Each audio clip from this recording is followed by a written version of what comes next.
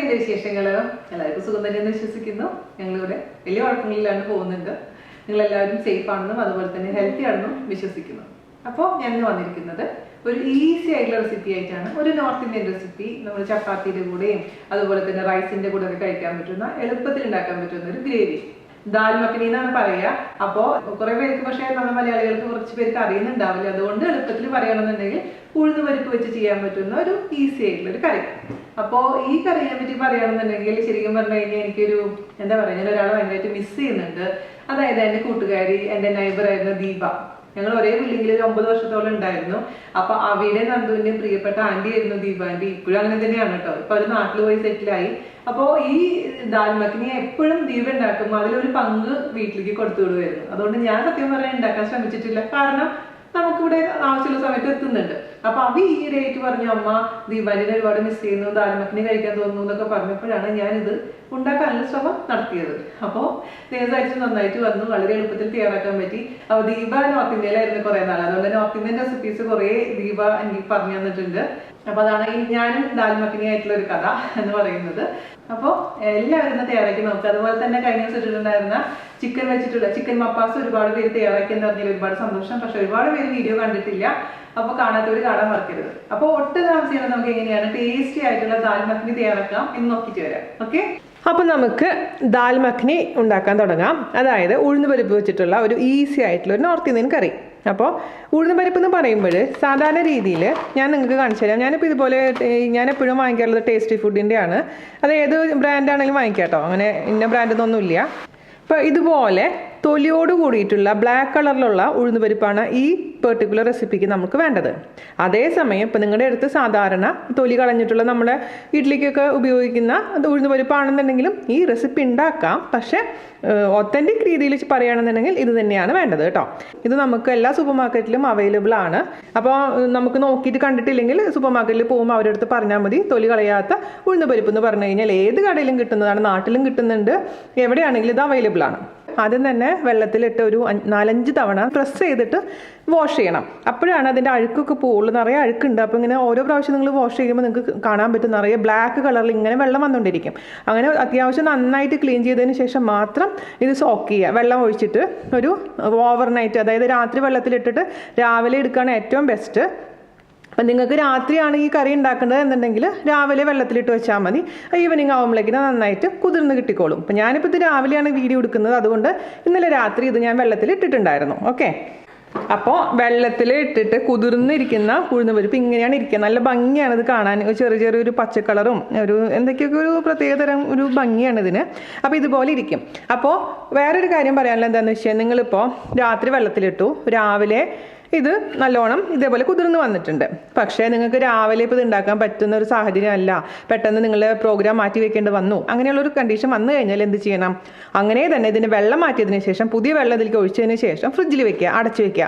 അതല്ലെങ്കിൽ കൂടുതൽ നേരം ഇത് വെള്ളത്തിലിട്ട് കഴിഞ്ഞാൽ ഇതിൽ നിന്നൊരു വല്ലാത്തൊരു ബാഡ് സ്മെല്ല് വരാൻ തുടങ്ങും. അതിപ്പോൾ ഈ പയർ മാത്രമല്ല, ഏത് പയറാണെങ്കിലും കൂടുതൽ നേരം വെള്ളത്തിലിട്ട് കഴിഞ്ഞാൽ ഒരു ബാഡ് സ്മെല്ല് വരും. അത് കറി ഉണ്ടാക്കുമ്പോഴും ആ കറിയുടെ ടേസ്റ്റിനെയും വാസനേനെയും അത് ബാധിക്കും. അതേസമയം ഇപ്പോൾ നിങ്ങൾ വെള്ളത്തിലിടാൻ മറന്നുപോയി എന്ന് വിചാരിക്കുക. പക്ഷേ അതേസമയം നിങ്ങൾക്ക് ഉണ്ടാക്കണം. അപ്പോൾ എന്ത് ചെയ്യണം? ഞാൻ പയറിൻ്റെയും കടലയുടെയും വീഡിയോയിൽ പറയാറുള്ള പോലെ തന്നെ നമ്മൾ ഒരു 10 മിനിറ്റ് നേരം ഇതങ്ങ് തിളപ്പിക്കുക. തിളപ്പിച്ചതിന് ശേഷം ഒരു അരമണിക്കൂറെങ്കിലും അടച്ചു വെക്കുക ആ ചൂടുവെള്ളത്തിൽ തന്നെ. അതിനുശേഷം നമുക്ക് കുക്ക് ചെയ്യാം. അപ്പോഴും ഇതുപോലെ തന്നെ കിട്ടും. പക്ഷേ ഞാൻ എപ്പോഴും റെക്കമെൻഡ് ചെയ്യുന്നത് കൂടുതൽ സമയം പച്ചവെള്ളത്തിൽ കുതിർത്ത് വെക്കുന്നത് തന്നെയാണ് നല്ലത്, ടേസ്റ്റ് വൈസ് നോക്കുകയാണെന്നുണ്ടെങ്കിൽ. അപ്പോൾ ഇതുപോലെ ഞാനിത് 1 കപ്പാണ് ഈ തൊലിയോട് കൂടിയിട്ടുള്ള ഉരദാൽ കുതിർത്ത് വെച്ചിരിക്കുന്നത്. 1 കപ്പ് വെള്ളത്തിലിട്ട് വെച്ചിട്ടുണ്ടായിരുന്നു. അപ്പോൾ 1 കപ്പ് എന്ന് പറയുമ്പോൾ ഇപ്പോൾ നോക്കുമ്പോൾ ഒരുപാട് തോന്നുന്നുണ്ട് അല്ലേ? നിങ്ങൾ ആദ്യമായിട്ടൊക്കെ ചെയ്യണമെന്നുണ്ടെങ്കിൽ 1/2 കപ്പ് കുതിർത്താൽ മതി. എന്നിട്ട് ടേസ്റ്റ് ചെയ്ത് നോക്കൂ. ഇഷ്ടപ്പെടുകയാണെന്നുണ്ടെങ്കിൽ അടുത്ത പ്രാവശ്യം ചെയ്യുമ്പോൾ 1 കപ്പ് ഇട്ട് ചെയ്യാം. ഓക്കെ, അപ്പോൾ നമുക്കിത് കുക്ക് ചെയ്യാൻ തുടങ്ങാം. ഇത് ഞാൻ ഈസി മെത്തേഡിലാണ് നിങ്ങൾക്ക് കാണിച്ചു തരുന്നത്. പല റെസിപ്പീസ് ട്രൈ ചെയ്ത് നോക്കിയതിൽ വെച്ചിട്ട് ടേസ്റ്റിയും അതുപോലെ തന്നെ ഈസിയുമായിട്ടുള്ള റെസിപ്പിയാണിത്. അത് ഞാൻ നമ്മുടെ കുക്കിംഗ് എന്ന് പറഞ്ഞ യൂട്യൂബ് ചാനലുണ്ട്. ഞാൻ യാമൻ്റെ റെസിപ്പിയാണ് എടുത്തിരിക്കുന്നത്. എനിക്ക് വളരെ ഇഷ്ടപ്പെട്ടുള്ളൊരു ഷെഫാണ്. ഒരു അനിയനെ പോലെയാണ് എനിക്ക്. ഞാൻ പല വീഡിയോയിലും അവനെപ്പറ്റി പറഞ്ഞിട്ടുണ്ട്. അപ്പോൾ പുള്ളിക്കാരൻ്റെ റെസിപ്പിയാണ് ഞാൻ എടുത്തിരിക്കുന്നത് കേട്ടോ. അപ്പോൾ സോക്ക് ചെയ്ത് വെച്ചിരിക്കുന്ന ദാല് വീണ്ടും ഞാൻ വാഷ് ചെയ്തിട്ടുണ്ട് കേട്ടോ. എന്നിട്ട് നമ്മുടെ കുക്കറിലോട്ട് ഇട്ട് വെക്കുക. പിന്നെ ശ്രദ്ധിക്കേണ്ട കാര്യം എന്ന് വെച്ചാൽ നിറയെ കല്ലുണ്ടാവാനുള്ള ചാൻസ് ഉണ്ട്. അതുകൊണ്ട് നമ്മൾ പയറും മുതിരിയൊക്കെ ചെയ്യുന്ന പോലെ കല്ല് മാറ്റിയതിന് ശേഷം വേണം ഈ സോക്ക് ചെയ്യാനിടാൻ. അല്ലെങ്കിൽ എന്ത് പറ്റുമെന്ന് വെച്ച് കഴിഞ്ഞാൽ നമ്മുടെ ഭർത്താക്കന്മാർ കഴിക്കുമ്പോൾ പ്രത്യേകിച്ചും കല്ല് കിട്ടാനുള്ള ചാൻസ് ഉണ്ട്. ഞാൻ കഴിക്കുമ്പോൾ ഇതുവരെ എനിക്ക് കല്ല് കിട്ടാറില്ല. പക്ഷേ അവയും ചേട്ടനൊക്കെ കഴിക്കുമ്പോൾ എവിടെ നിന്നാണാവോ കല്ലിങ്ങനെ പൊട്ടി മുളച്ച് വരും. ഇനി നമുക്കിതിലേക്ക് ചേർത്ത് കൊടുക്കേണ്ടത് ഒരു ഏലക്കായ. സാധാരണ രീതിയിൽ ഏലക്കായ എന്ന് പറയുമ്പോൾ ഒരു ബ്ലാക്ക് കാർഡമം, ഒരു കറുത്ത കളറിലുള്ള ഏലക്കായ വാങ്ങിക്കാൻ കിട്ടും. അതാണ് ചെയ്യാറുള്ളത്. പക്ഷേ എൻ്റെ അടുത്ത് ഇല്ലാത്ത കാരണം ഞാൻ ഒരു സാധാരണ ഏലക്കായന് ഇട്ട് കൊടുത്തിരിക്കുന്നത് കേട്ടോ. അത് അവസാനം നമുക്ക് എടുത്ത് കളയണം. അതല്ലെങ്കിൽ കറി കഴിക്കുമ്പോൾ ഏലക്കായ കൂടെ കടിച്ചു കഴിഞ്ഞാൽ കറിയുടെ ടേസ്റ്റ് കംപ്ലീറ്റ്ലി അങ്ങ് പോവും. പിന്നെ ഞാൻ ചേർത്ത് കൊടുക്കാൻ പോകുന്നത് കുറച്ച് ഉപ്പാണ്. സാധാരണ രീതിയിൽ നമ്മൾ പറയും പൾസസ് കുക്ക് ചെയ്യുമ്പോൾ ഉപ്പിടാൻ പാടില്ല ആദ്യം തന്നെ. പക്ഷേ നമ്മളിത് കുക്കറിലാണ് കുക്ക് ചെയ്യുന്നത്, അതുകൊണ്ട് ഉപ്പിടുന്നതിൽ വിരോധമില്ല. ഇതിൻ്റെ കൂട്ടത്തിൽ കൂടെ പല പൾസസും നമുക്ക് ചേർത്ത് കൊടുക്കാം. പ്രത്യേകിച്ചും രാജ്മ ഉണ്ടെന്നുണ്ടെങ്കിൽ രാജ്മയും ഒരു 2-3 ടേബിൾ സ്പൂൺ വെള്ളത്തിൽ കുതിർത്തിട്ട് ഇതിൻ്റെ കൂടെ ചേർത്ത് കൊടുത്തോളൂ കേട്ടോ. പക്ഷെ ഞാനിപ്പോൾ ഇതിൽ രാജ്മ ചേർക്കുന്നില്ല, ഈ പയർ മാത്രമേ കുക്ക് ചെയ്യുന്നുള്ളൂ. ഇനി ഞാൻ ഇതിലേക്ക് ചേർത്ത് കൊടുക്കാൻ പോകുന്നത് തക്കാളി പേസ്റ്റാണ്. തക്കാളി പേസ്റ്റ് എന്ന് പറഞ്ഞാൽ പേടിക്കൊന്നും വേണ്ട. നമ്മുടെ തക്കാളി ഒരു 3 തക്കാളി മീഡിയം സൈസ് നല്ല പഴുത്തിട്ടുള്ള തക്കാളി എടുത്തിട്ട് മിക്സിയിൽ വെള്ളമൊന്നും ഒഴിക്കാതെ അരച്ചു വെച്ചിരിക്കുന്നതാണിത്. 3 തക്കാളി, ഒരുപാട് പുളിയുള്ള തക്കാളിയല്ല, ചെറിയൊരു പുളിയുള്ള 3 തക്കാളി, മീഡിയം തക്കാളി കേട്ടോ. ഇനി ഞാൻ ഇതിലേക്ക് ചേർത്ത് കൊടുക്കാൻ പോകുന്നത് 1 ടീസ്പൂൺ നല്ല മുളക് പൊടി, അല്ലെങ്കിൽ 2 ടീസ്പൂൺ കാശ്മീരി മുളക് പൊടി ആയാലും മതിയാകും. അപ്പോൾ ഇതാദ്യം തന്നെ ഒന്ന് മിക്സ് ചെയ്ത് കൊടുക്കുക. അതിനുശേഷം വെള്ളം ഒഴിക്കണം. ഇത് ശരിക്കും പറഞ്ഞു കഴിഞ്ഞാൽ കുക്കറിലില്ലാതെ അടച്ച് വെച്ചിട്ടൊരു പാത്രത്തിൽ കുക്ക് ചെയ്യുകയാണെന്നുണ്ടെങ്കിൽ ആ ട്രഡീഷണൽ ടേസ്റ്റ് കിട്ടും. ഇപ്പോൾ നമ്മളിപ്പോൾ എല്ലാവരും ഹറിബറി ആയതുകൊണ്ട് കുക്കറിലാണ് ചെയ്യുന്നത്. അപ്പോൾ ഞാനിതിലേക്ക് വെള്ളം ഒഴിച്ച് കൊടുക്കുകയാണ്. ഇത് മൂടി നിൽക്കുന്ന രീതിയിലുള്ള വെള്ളം, അതായത് ഒരു 1.5 ഗ്ലാസ് വെള്ളം ഞാൻ ഇതിലേക്ക് ഒഴിച്ച് കൊടുത്തിട്ടുണ്ട്. ഇനി നമുക്കിതിലേക്ക് ചേർത്ത് കൊടുക്കേണ്ടത് കുറച്ച് ബട്ടറാണ്. ഞാനിവിടെ അൺസോൾട്ടഡ് ബട്ടറാണ് എടുത്തിരിക്കുന്നത്. 1 ടേബിൾ സ്പൂണൊക്കെ ഞാനിപ്പോൾ ഇത് മെൽറ്റ് ചെയ്തിട്ടൊന്നുമില്ല കേട്ടോ, ഫ്രിഡ്ജിൽ നിന്ന് എടുത്തിരിക്കുന്ന മെൽറ്റ് ചെയ്യാത്ത ബട്ടറാണ്. അതും കൂടെ ചേർത്ത് കൊടുക്കാം. അപ്പോൾ ഇത് ദാൽ മഖ്നി എന്ന് പറയുമ്പോൾ തന്നെ മഖൻ എന്ന് പറഞ്ഞു കഴിഞ്ഞാൽ ബട്ടർ എന്നാണ് അർത്ഥം. അപ്പോൾ നമ്മൾ ബട്ടർ ഇമ്പോർട്ടൻ്റ് ആണ് കേട്ടോ. അപ്പോൾ ബട്ടർ ഇഷ്ടമില്ല എന്നുണ്ടെങ്കിൽ അതിന് പരമായിട്ട് കുറച്ച് ഓയിൽ ഒഴിച്ച് കൊടുത്താലും മതിയാകും. നമുക്കിതങ്ങ് അടച്ച് വെക്കാം. മീഡിയം ഫ്ലെയിമിൽ ഇട്ടതിന് ശേഷം ഒരു 4 വിസിലൊക്കെ, അതിപ്പോൾ ഓരോ പയറനുസരിച്ച് മാറ്റം വരും. അപ്പോൾ ഞാൻ 4 വിസിൽ അടിച്ചതിന് ശേഷം ഓഫ് ചെയ്തിടും. എന്നിട്ട് അതിൻ്റെ കംപ്ലീറ്റ് പ്രഷർ മാറിയതിന് ശേഷം നമുക്ക് ഓപ്പൺ ചെയ്ത് നോക്കാം. ഓക്കെ, അപ്പോൾ കണ്ടില്ലേ നമ്മളെ വെള്ളമൊക്കെ വറ്റിയിട്ടുണ്ട്. പക്ഷെ നന്നായിട്ട് ഇത് കുക്കായി കിട്ടിയിട്ടുണ്ട്. കണ്ടോ, തൊട്ട് നോക്കുമ്പോൾ നോക്കിയാൽ നല്ല സോഫ്റ്റ് ആയിട്ടുണ്ട്, നന്നായിട്ട് കുക്കായിട്ടുണ്ട്. പക്ഷേ ഇനി നമുക്ക് എന്താ ചെയ്യേണ്ടതെന്ന് വെച്ച് കഴിഞ്ഞാൽ ഒരു പൊട്ടറ്റോ മാഷറോ അല്ലെങ്കിൽ ഒരു കയ്യിലോ വെച്ചിട്ട് നന്നായിട്ട് ഇത് ഉടച്ചു കൊടുക്കണം നമ്മുടെ പയർ. അതിനുശേഷം വെള്ളം ഒഴിച്ചിട്ട് കുറച്ചും കൂടി നേരം തിളപ്പിക്കണം. നല്ല കുറുകിയിരിക്കുന്ന ഒരു അവസ്ഥയിൽ വേണം വരാൻ. ഇതിപ്പോൾ വെള്ളവും ഇതെല്ലാം കൂടി സെപ്പറേറ്റ് ആയിട്ടിരിക്കുന്ന പോലെയാണ് തോന്നുന്നത്. അതുകൊണ്ട് ഞാനിപ്പോൾ ഒരു പൊട്ടറ്റോ മാഷർ എടുത്തിട്ടുണ്ട്. നിങ്ങളുടെ അടുത്ത് ഇതേപോലെ ഒരു പൊട്ടറ്റോ മാഷർ ഇല്ലെങ്കിൽ ഒരു വലിയ കയ്യിലിൻ്റെ ബാക്ക് സൈഡ് വെച്ചിട്ടൊന്ന് നന്നായിട്ട് പ്രസ് ചെയ്ത് കൊടുത്താൽ മതിയാകും. ഇപ്പോൾ തൽക്കാലത്തേക്ക് ഞാനിപ്പോൾ മാഷ് ചെയ്തിട്ടുണ്ടെങ്കിൽ നമുക്ക് കുറച്ചും കൂടി നേരം കഴിഞ്ഞിട്ട് വീണ്ടും ഒന്ന് മാഷ് ചെയ്ത് കൊടുക്കാം. ഇനി ഞാനിതിലേക്ക് വെള്ളം ഒഴിക്കാൻ പോവുകയാണ്. ഞാനിപ്പോൾ 1 ഗ്ലാസോളം വെള്ളം ഒഴിച്ച് കൊടുത്തിട്ടുണ്ട്. ഇതൊരു ഇച്ചിരി തിക്കായിട്ടിരിക്കുന്ന ഒരു കറിയാണ് കേട്ടോ. അപ്പോൾ 1 ഗ്ലാസ് വെള്ളം ഒഴിച്ചതിന് ശേഷം നമുക്കൊരു 5 മിനിറ്റോളം മീഡിയം ഫ്ലെയിമിലിട്ട് നന്നായിട്ടൊന്ന് തിളപ്പിച്ചെടുക്കണം. അപ്പോൾ ഇത് മീഡിയം ഫ്ലെയിമിലിട്ടിട്ട് തിളപ്പിച്ചെടുത്തിട്ടുണ്ട്. ഇടയ്ക്കിടയ്ക്ക് ഇളക്കി കൊടുക്കാൻ മറക്കരുത്, കാരണം അടി പിടിക്കാൻ പാടില്ല. അടി പിടിച്ച് കഴിഞ്ഞാൽ പിന്നെ ഇതിൻ്റെ രുചിയും ഒക്കെ മാറിപ്പോവും. അതുകൊണ്ട് അത് ശ്രദ്ധിക്കണം കേട്ടോ. ഇനി നമുക്കിതിലേക്ക് കുറച്ച് കാര്യങ്ങൾ ആഡ് ചെയ്യാനുണ്ട്. അപ്പോൾ ഞാനിത് അപ്പുറത്തെ അടുപ്പിലോട്ട് മാറ്റി വയ്ക്കുകയാണ്.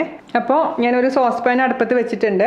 ഇതിലോട്ട് നിങ്ങൾക്ക് വേണമെന്നുണ്ടെങ്കിൽ മഖന് പകരമായിട്ട്, അതായത് ബട്ടറിന് പകരമായിട്ട് ഘീ, അതായത് നെയ്യ് ചേർത്ത് കൊടുക്കാം കേട്ടോ. ഞാൻ പക്ഷേ ഇവിടെ ബട്ടർ തന്നെയാണ് ചേർക്കുന്നത്. ടേബിൾ സ്പൂൺ ബട്ടർ ചേർത്ത് കൊടുക്കുകയാണ്. ഞാൻ നേരത്തെ പറഞ്ഞ പോലെ ബട്ടറിൻ്റെ അളവ് ഡിപ്പെൻസ്, ഓരോരുത്തർക്കും ഇഷ്ടത്തിനനുസരിച്ച് അതിൽ അളവിൽ മാറ്റം വരുത്തണം. അതല്ലെങ്കിൽ ബട്ടർ ഇഷ്ടമില്ല എന്നുണ്ടെങ്കിൽ ഓയിൽ ചേർത്ത് കൊടുത്താൽ മതിയാകും. വെളിച്ചെണ്ണ പാടില്ല, വേറെ ഏതെങ്കിലും ഓയിൽ കേട്ടോ, കാരണം അത് നാടൻ റെസിപ്പി അല്ല ഇത്. അപ്പോൾ നമ്മുടെ ബട്ടർ മെൽറ്റായി വന്നിരിക്കുകയാണ്. അതിലോട്ട് നമുക്ക് 1 ടേബിൾ സ്പൂണോളം ഇഞ്ചി വെളുത്തുള്ളി ചതച്ചതോ അല്ലെങ്കിൽ പേസ്റ്റോ ചേർത്ത് കൊടുക്കാം. അല്ലെങ്കിൽ ചെറുതാക്കി അരിഞ്ഞിട്ട് കൊടുത്താലും മതിയാകും. ഞാനിപ്പോൾ ചതച്ചിടിച്ചിരിക്കുന്ന പേസ്റ്റാണ് ചേർത്ത് കൊടുത്തിരിക്കുന്നത്. ഒരു 4 അല്ലി വെളുത്തുള്ളിയും ഒരു ചെറിയ കഷ്ണം ഇഞ്ചിയും കേട്ടോ. അതൊന്ന് വഴറ്റി കൊടുക്കുക. അപ്പോൾ നമ്മുടെ ഇഞ്ചി വെളുത്തുള്ളിയുടെ ആ ഒരു പച്ചക്കുത്തൊക്കെ ഒന്ന് മാറിയിട്ടുണ്ട് കേട്ടോ. ഇനി തീ കുറയ്ക്കണേ. തീ ഇപ്പോൾ ഞാൻ ലോ ഫ്ലെയിമിലോട്ട് മാറ്റിയിട്ടുണ്ട്. നമുക്ക് അതിലോട്ട് ഒരു അല്പം കായത്തിൻ്റെ പൊടി ചേർത്ത് കൊടുക്കാം. ഒരു നല്ല ഫ്ലേവർ കിട്ടും കായത്തിൻ്റെ പൊടി ചേർത്ത് കൊടുക്കുമ്പോൾ. ഒരുപാടൊന്നും പാടില്ല, കുറച്ച് മാത്രം ചേർത്ത് കൊടുക്കാൻ പാടുള്ളൂ. ഒരു 2 നുള്ളു കേട്ടോ. കൂടുതലായി കഴിഞ്ഞ് കയ്പ്പുരസം വരും. അപ്പോൾ അതുപോലെ തന്നെ ഞാൻ ഇനി ചേർത്ത് കൊടുക്കാൻ പോകുന്നത് 1 ടീസ്പൂൺ ജീരകം പൊടിച്ചത്. നിങ്ങളുടെ അടുത്ത് ജീരകം പൊടിച്ചതില്ല എന്നുണ്ടെങ്കിൽ ആദ്യമേ തന്നെ ഫുള്ളായിട്ടുള്ള ക്യൂമിൻ സീഡ്സ് ഒന്ന് പൊട്ടാൽ മതി, അതൊന്ന് പൊട്ടിക്കോളും കേട്ടോ. അപ്പം ഞാനിവിടെ ജീരകത്തിൻ്റെ പൊടി ഉള്ള കാരണം ജീരകത്തിൻ്റെ പൊടി 1 ടീസ്പൂൺ ചേർത്ത് കൊടുത്തിട്ടുണ്ട്. കായവും ജീരകവും നന്നായിട്ടൊന്ന് വാട്ടി കൊടുക്കുക. ഇനി നമുക്ക് ഇതിലേക്ക് ചേർത്ത് കൊടുക്കേണ്ടത് മുളക് പൊടിയാണ്. മുളക് പൊടി ഞാനിവിടെ ഇപ്പോൾ കാശ്മീരി മുളക് പൊടിയാണ് ഉപയോഗിക്കാൻ പോകുന്നത്. 1.5 ടീസ്പൂൺ ചേർത്ത് കൊടുക്കുകയാണ്. അപ്പോഴാണ് ഒരു നല്ലൊരു കളർ കിട്ടുക നമ്മുടെ കറിക്ക്. അപ്പോൾ നല്ല മുളക് പൊടി ആണെന്നുണ്ടെങ്കിൽ അതിനനുസരിച്ച് കുറച്ച് ചേർത്ത് കൊടുത്താൽ മതി. അപ്പോൾ ഞാൻ ചേർത്ത് കൊടുത്തിട്ടുണ്ട്. അതും കൂടി ചേർത്ത് നന്നായിട്ട് അങ്ങ് മിക്സ് ചെയ്ത് കൊടുക്കാം. അതിൻ്റെയൊക്കെ ഒരു പച്ചമണം നന്നായിട്ടൊന്ന് മാറിയതിന് ശേഷം മാത്രം നമ്മുടെ കറിയിലേക്ക് ചേർത്ത് കൊടുക്കാൻ പാടുള്ളൂ. അതല്ലെങ്കിൽ ആ കറിക്ക് ഒരു വല്ലാത്തൊരു പച്ചക്കുത്ത് മുന്നോട്ട് നിൽക്കും. ഇനി ഞാൻ ഇതിലേക്ക് ചേർത്ത് കൊടുക്കാൻ പോകുന്നത് നമ്മുടെ കസൂരി മേത്തി, അതായത് ഉലുവയില ഉണക്കിയത്. അത് ഒരു വലിയൊരു ടീസ്പൂൺ ചേർത്ത് കൊടുത്തിട്ടുണ്ട്. അത് ഉണ്ടെങ്കിൽ നല്ലതായിരിക്കും, നല്ല നോർത്ത് ഇന്ത്യൻ ഫ്ലേവർ കിട്ടും. അതും കൂടെ ചേർത്ത് വീണ്ടും നന്നായിട്ടൊന്ന് വാട്ടി കൊടുക്കാം. അപ്പം ഞാൻ എന്താ ചെയ്യാൻ പോകണമെന്ന് വെച്ച് കഴിഞ്ഞാൽ നമ്മുടെ ആ കറിയിൽ നിന്ന് ഒരു കയ്യിൽ കറി ഇതിലോട്ട് ഒഴിച്ചു കൊടുക്കുകയാണ്. അപ്പോൾ വേഗം തന്നെ അതങ്ങ് മിക്സായി കിട്ടാൻ വേണ്ടിയിട്ടാണ് അങ്ങനെ ചെയ്യുന്നത്. അപ്പോൾ ആദ്യം ഇത് മിക്സ് ചെയ്തതിന് ശേഷം ഈ കൂട്ട് നമ്മളെ കറിയിലേക്ക് ഒഴിച്ചു കൊടുത്താൽ മതിയാവും. ഓക്കെ, ഇത് നമ്മുടെ കറിയിലേക്ക് ഒഴിച്ചു കൊടുക്കാം. ഞാൻ കുറച്ചും കൂടെ വെള്ളം ഒഴിക്കുന്നുണ്ട് കേട്ടോ. ഇതിലോട്ട് ഒരു 1/2 ഗ്ലാസും കൂടെ വെള്ളം ഒഴിക്കുന്നുണ്ട്. അപ്പോഴാണ് തണുക്കുമ്പോൾ കൺസിസ്റ്റൻസി ശരിയാവില്ല. അല്ലെങ്കിൽ എന്ത് പറ്റുമെന്ന് വെച്ച് കഴിഞ്ഞാൽ ആകെ കട്ട പിടിച്ചിരിക്കുന്ന പോലെ ആവും. ഒരുപാട് കട്ട കൂടി കഴിഞ്ഞാലും നന്നായിട്ടുണ്ടാവില്ല. അപ്പോൾ നന്നായിട്ട് അത് ചേർത്ത് മിക്സ് ചെയ്ത് കൊടുത്തിട്ടുണ്ട്. ഇപ്പോഴാണ് ആ കറിക്ക് നല്ലൊരു കളർ വന്നത്. ആ കാശ്മീരി മുളക് പൊടി ഇടുമ്പോഴാണ് കേട്ടോ നല്ല കളർ വരുന്നത്. അപ്പോൾ കാശ്മീരി മുളക് പൊടി ഇല്ലാന്നുണ്ടെങ്കിൽ നിങ്ങളുടെ കറിക്ക് ഇത്ര കളർ കിട്ടില്ല. എന്നാലും ടേസ്റ്റിന് ഡിഫറൻസ് ഒന്നും ഉണ്ടാവില്ല. അപ്പോൾ വെള്ളം ഒഴിച്ച് കൊടുക്കുകയാണ്. ചൂടുവെള്ളമാണ് കേട്ടോ ഒഴിക്കുന്നത്, ഞാൻ പച്ചവെള്ളം ഒഴിക്കാറില്ല. എന്നിട്ട് നന്നായിട്ട് അങ്ങ് മിക്സ് ചെയ്ത് കൊടുക്കുക. വീണ്ടും ഒന്ന് കിടന്നിട്ട് തിളയ്ക്കട്ടെ. ഈ സമയത്ത് ഇതിൻ്റെ ഉപ്പും പുളിയൊക്കെ നോക്കണം. നിങ്ങൾക്ക് പുളി കുറവാന്ന് തോന്നുകയാണെങ്കിൽ ഒന്നില്ലെങ്കിൽ തക്കാളി ഒന്ന് കട്ട് ചെയ്തിട്ട് കൊടുക്കാം.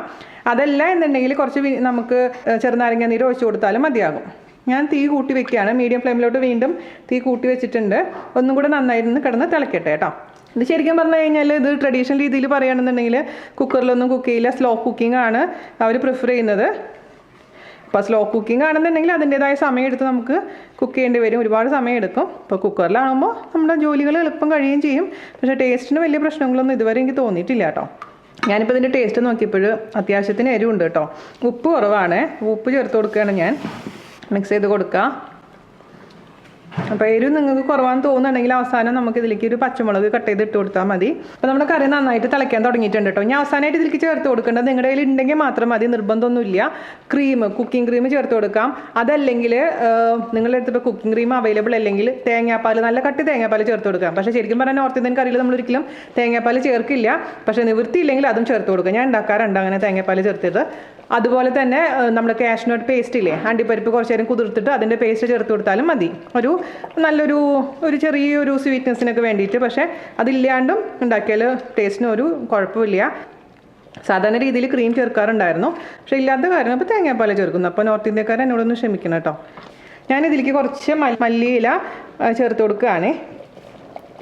ഒന്ന് മിക്സ് ചെയ്ത് കൊടുക്കുക. മല്ലിയില ചേർക്കുമ്പോൾ ഒരു പ്രത്യേക ഫ്ലേവർ വരും.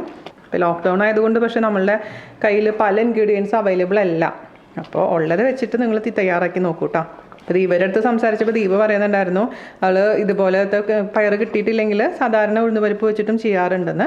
അപ്പോൾ ഈ ഒരു ഡാർക്ക് കളർ നമ്മളുടെ സാധാരണ ഉഴുന്നുപരിപ്പ് വെച്ച് ചെയ്യുമ്പോൾ കിട്ടില്ല. അത് മാത്രമേ വ്യത്യാസമുള്ളൂ. ടേസ്റ്റിന് കോംപ്രമൈസ് ഒന്നുമില്ല. ഇതുപോലെ ഇങ്ങനെ നല്ല കളർ വരും. അതാണ് ഈ കളർ ഇതിൻ്റെ ഒരു പ്രത്യേക ഒരു ഭംഗിയാണ് ഈ കളർ കാണുമ്പോൾ അല്ലേ. അപ്പോൾ ഞാൻ ഓഫ് ചെയ്യാണ് കേട്ടോ. കാരണം ഇനി കൂടുതൽ ഇരുന്നിട്ടുണ്ടെങ്കിൽ ഓവർ അങ്ങനെ തിക്കായിട്ട് മാറും. ഞാൻ ഇതിലോട്ട് ഒഴിച്ചു കൊടുക്കാൻ പോകുന്നത് ഞാൻ നേരത്തെ പറഞ്ഞ പോലെ തിക്കായിട്ടുള്ള തേങ്ങാപ്പാലാണ്. കുറച്ച് മാത്രം ഒരു 1/4 ഗ്ലാസ് മാത്രം ഒഴിച്ചു കൊടുക്കുന്നുണ്ട്. പക്ഷേ നിങ്ങളുടെ അടുത്ത് ക്രീം ഉണ്ടെന്നുണ്ടെങ്കിൽ ക്രീം കുറച്ച് ഒഴിച്ചു കൊടുത്തോളൂ. ഇതൊന്നും ഇല്ലെങ്കിൽ കുഴപ്പമൊന്നുമില്ല. എന്നിട്ട് മിക്സ് ചെയ്ത് കൊടുക്കുക. അവസാനമായിട്ട് ഞാൻ കുറച്ചും കൂടെ കസൂരി മെത്തി ചേർക്കുകയാണ്. പിന്നെ ഞാൻ പറഞ്ഞ പോലെ നിങ്ങൾക്ക് ഇനിയും ബട്ടർ വേണമെന്നുണ്ടെങ്കിൽ വിളമ്പി കൊടുക്കുമ്പോൾ സമയത്ത് ആ പ്ലേറ്റിലോട്ട് നിങ്ങൾക്ക് കുറച്ച് ബട്ടർ അങ്ങ് ഇട്ട് കൊടുത്താൽ മതിയാവും. കാരണം ഒരുപാട് ബട്ടർ ആയി കഴിഞ്ഞാൽ എനിക്ക് കഴിക്കാൻ പറ്റില്ല. അപ്പോൾ അതുകൊണ്ട് നമ്മൾ വീട്ടിലെ അംഗങ്ങളുടെ ഇഷ്ടത്തിനനുസരിച്ച് നമ്മൾ മാറ്റങ്ങൾ വരുത്താം. പിന്നെ ഈ സമയത്ത് പുളി നോക്കിയിട്ട് പുളി കുറവാന്ന് തോന്നുകയാണെങ്കിൽ കുറച്ച് ലെമൺ ജ്യൂസ് വേണമെങ്കിൽ ഒഴിച്ചു കൊടുക്കാം. അതല്ലെങ്കിൽ ഈ പറഞ്ഞ പോലെ തന്നെ സെർവ് ചെയ്യുന്ന സമയത്ത് നമ്മളൊരു ചെറിയ ലെമൻ്റെ പീസ് വെച്ച് കൊടുത്താൽ മതിയാവും പ്ലേറ്റിലോട്ട്. അപ്പോൾ ഞാനിതിൽ ഒരു 3-4 പച്ചമുളകിൻ്റെ പീസ് ഇട്ട് കൊടുക്കുന്നുണ്ട് കേട്ടോ. ഞാൻ പറഞ്ഞില്ല നിർബന്ധമില്ല, പക്ഷേ അതിടുമ്പോൾ ഒരു പ്രത്യേക ടേസ്റ്റാണ്.